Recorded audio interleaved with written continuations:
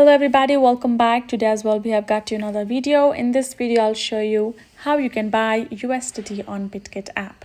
But before that, please do make sure to like our video, subscribe our channel, and yes, without any further delay, let's get started.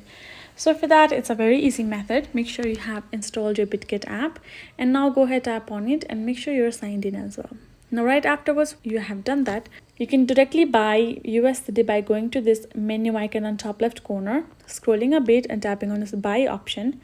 And right as soon as you do that, you can simply get this little explanation as well how you're gonna buy. Enter the amount and place the order, select payment method, and voila, you will be able to buy your crypto by completing the payment successfully.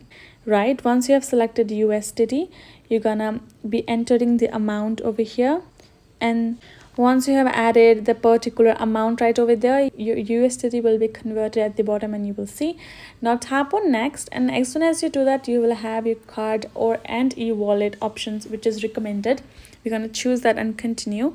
Now I have to simply verify first. If you haven't yet, make sure you have verified for the payment methods. Once you have done that, you will be able to tap on continue, and once you have confirmed, you will be able to purchase. The thing is, you can also go to this menu icon again and go to at the bottom, tap on P2P, and here you will go to buy section and you will already find the USDT that is available to be bought in the market.